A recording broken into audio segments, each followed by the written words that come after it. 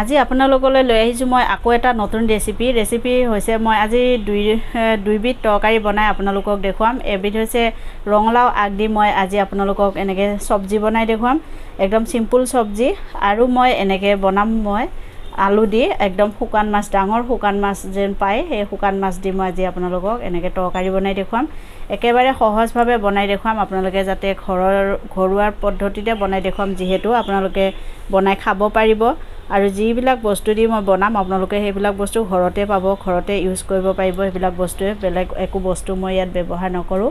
আৰু মোৰ এই ৰেচিপিটো আপোনালোকে সম্পূৰ্ণ চাব, আৰু চাই যদি ভাল লাগে এটা লাইক কৰি দিব, লগতে এটা ছাবস্ক্ৰাইব কৰিব। আৰু আহক এতিয়া বেছি দেৰি নকৰি আমি ৰেচিপিটো আৰম্ভ কৰোঁ। আজি মই এনেকৈ শুকান মাছ দি আপোনালোকক তৰকাৰী বনাই দেখুৱাম, আলু দি, শুকান মাছ আৰু আলু দি। এতিয়া মই এই শুকান মাছখিনি এনেকৈ কাটি লৈছোঁ, চাওক ডাঙৰকৈ, ডাঙৰ শুকান মাছ দি মই বনাম। আৰু মই এনেকৈ পানী গৰম কৰি লৈছোঁ, এইখিনি মই এতিয়া অকণমান ইয়াত মানে উতলাই ল'ম। ইয়াত যিবিলাক নিমখ থাকে বা ধূলি বালি থাকে এইবিলাক চব মানে এই গৰম পানীত ওলাই যাব। এনেকৈ গৰম পানী কৰি এইখিনি ধুনীয়াকৈ সিজাই ল'ম মই অকণমান সময়। এনেকৈ চাওক মই এইখিনি ধুনীয়াকৈ উতলাই ল'লোঁ, আৰু ইয়াত যিখিনি নিমখ আছিল বা এক্সট্ৰা নিমখ আৰু যিখিনি লেতেৰা আছিল সেইখিনি মোৰ ওলাই গ'ল। এতিয়া মই এইখিনি নমাই ল'ম। এতিয়া মই আকৌ এনেকৈ কেৰাহী বহাই লৈছোঁ, কেৰাহী মোৰ গৰম হৈ গৈছে। মই দি আছোঁ ইয়াত মিঠাতেল, মই ইয়াত মিঠাতেল দি আজি বনাই দেখুৱাম আপোনালোকক। তেল মোৰ ধুনীয়া গৰম হৈ গৈছে। এতিয়া মই এনেকৈ আলুখিনি কাটি লৈছিলোঁ, কাটা আলু মই এতিয়া এইখিনি ইয়াত ধুনীয়াকৈ তেলত ভাজি ল'ম।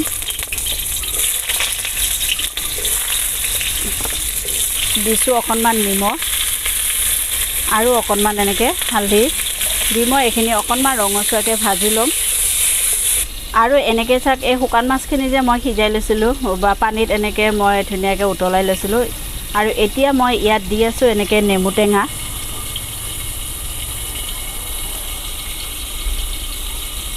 ইয়াত নেমু টেঙা ৰস দিলে মানে কি হয়, ইয়াত যিটো এটা এক্সট্ৰা গোন্ধ থাকে শুকান মাছৰ, এই গোন্ধটো নোহোৱা হয়। তাৰ কাৰণে মই নেমু টেঙা এনেকৈ আগতে সানি ৰাখি দিছোঁ। এইখিনি মই নেমু টেঙা দি ধুনীয়াকৈ সানি থৈ দিম অকণমান সময়। আলু মোৰ ভজা হৈ গ'ল, চাওক এনেকৈ মই ৰঙচুৱাকৈ ভাজি ল'লোঁ। এইখিনি মই নমাই ল'ম।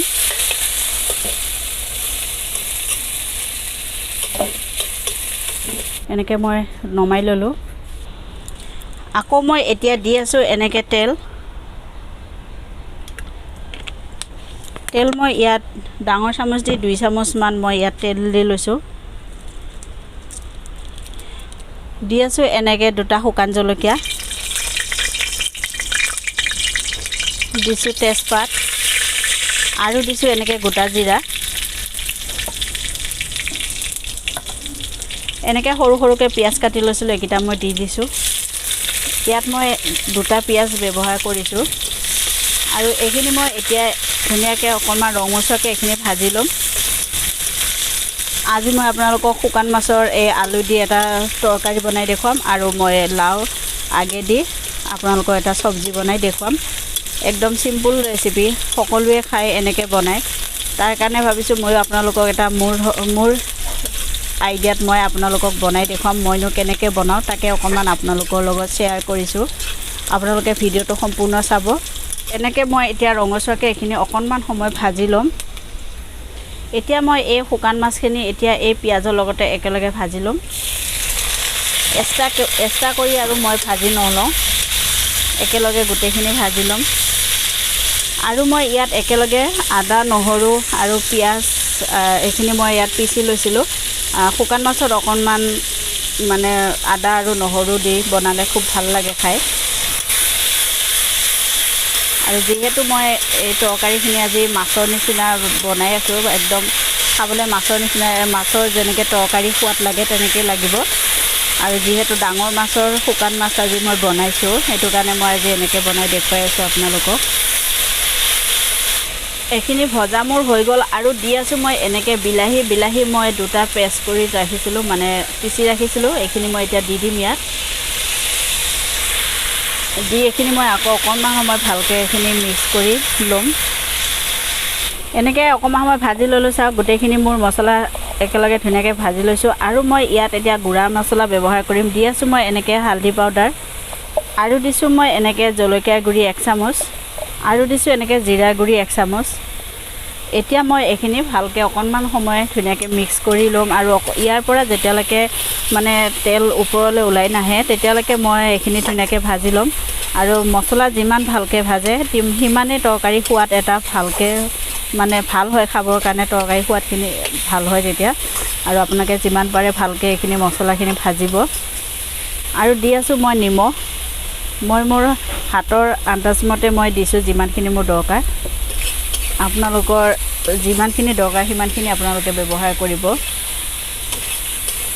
আৰু মই ইয়াত অকণমান পানী দি এইখিনি মই ভালকৈ মানে মছলাখিনি আৰু অকণমান সময় ভালকৈ এইখিনি মই গেছত ধুনীয়াকৈ এইখিনি ভাজি ল'ম।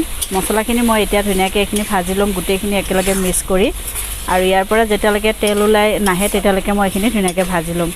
মছলা মোৰ ভজা হৈ গৈছে, চাওক কি ধুনীয়া এটা কালাৰ হৈছে মছলাখিনি আৰু তেলখিনি ওপৰলৈ উঠি আহিছে। আৰু মই এতিয়া এই সময়তে দি আছোঁ এনেকৈ আগত যে ভাজি ৰাখিছিলোঁ এই আলুখিনি, এইখিনি মই এতিয়া ইয়াত দি দিম। দি মই এইখিনি ভালকৈ গোটেইখিনি একেলগে মছলাৰ লগত মিলাই ল'ম এই আলুখিনি। এনেকৈ মই ধুনীয়াকৈ 5 মিনিটমান ভাজি ল'লোঁ। এতিয়া মোৰ এইখিনি ভজা হৈ গ'ল। এতিয়া দি আছোঁ মই ইয়াত পানী।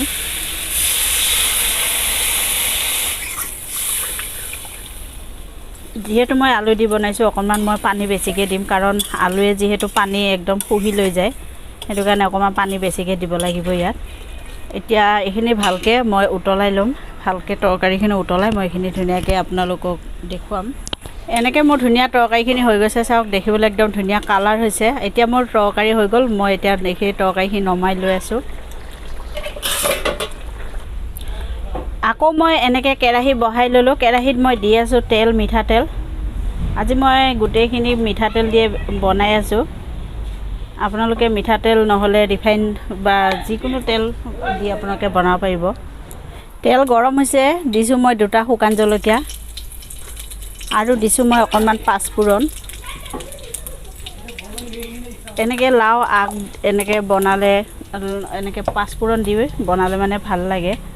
মই সেইকাৰণে পাঁচফোৰণ দিছোঁ। ইয়াত পিঁয়াজ সম্ভাৰ দিয়া নাই, পিঁয়াজ মই পিছত দিম। আৰু বনাই থাকোঁতে মই আপোনালোকক মছলাখিনি দেখুৱাই থাকিম কি কি মছলা মই ইয়াত ব্যৱহাৰ কৰিম। এতিয়া মোৰ এনেকৈ চাওক এইখিনি হৈ গ'ল, ভজা হৈ গ'ল মোৰ। আৰু মই ইয়াত দি আছোঁ এনেকৈ লাও আগ যে মই কাটি ৰাখি দিছিলোঁ, ইয়াত মই বেঙেনা, আলু আৰু ৰঙালাও দিও মিক্স কৰি দিছোঁ, তেতিয়া মানে খাই ভাল লাগে। এইখিনি মই এতিয়া ইয়াত দি ল'ম।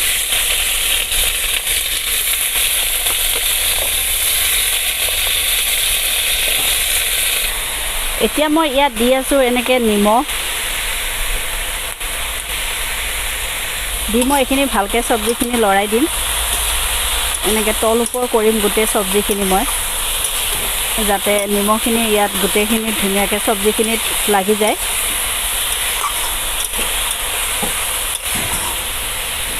আৰু মই নিমখ দি এতিয়া অকণমান সময় ঢাকি থৈ দিম, যাতে সোনকালে এইখিনি কোমলে। তাৰপিছত মই মছলাখিনি ব্যৱহাৰ কৰিম।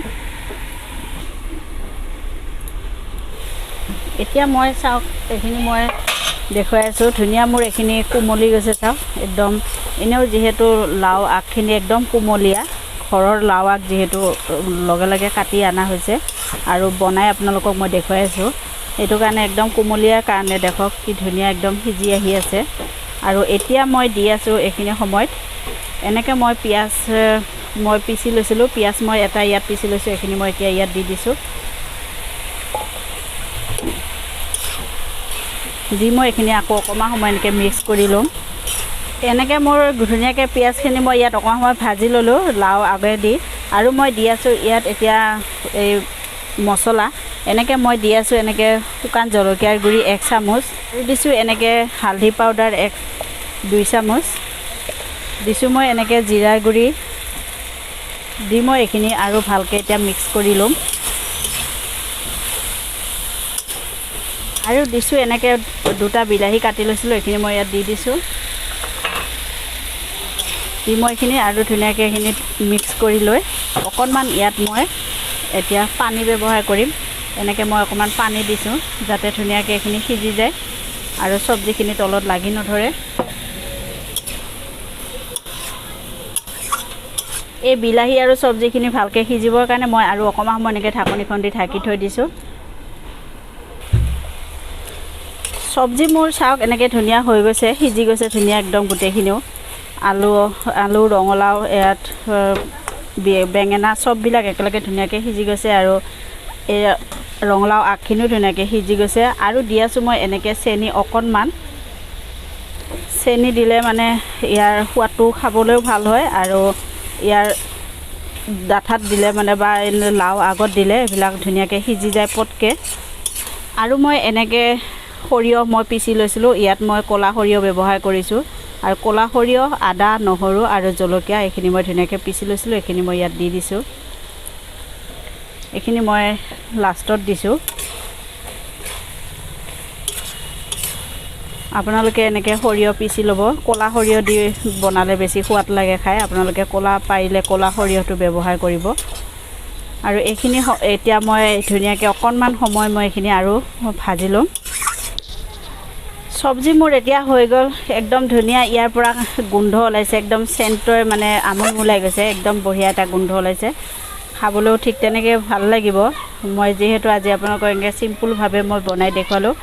দেখিছে লাও আগৰ চব্জি, আৰু আপোনালোকে এনেকৈ লাও আগ আনি ঘৰত বনাই খাব, খাই খুব ভাল পাব। এতিয়া মোৰ এই ৰেচিপিটো হৈ গৈছে, মই এতিয়া বন্ধ কৰি দিম আৰু গেছ বন্ধ কৰি মই এইখিনি নমাই ল'ম।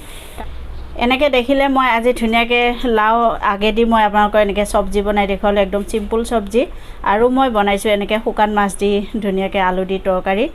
এনেকৈ মই 2খন তৰকাৰী আৰু চব্জি বনাই আপোনালোকক দেখুৱালোঁ। একদম চিম্পুলভাৱে আজি বনাই দেখুৱাইছোঁ। আৰু আপোনালোকে এনেকৈ বনাব, খাই কেনেকৈ পালে মোক কমেণ্ট কৰি জনাব।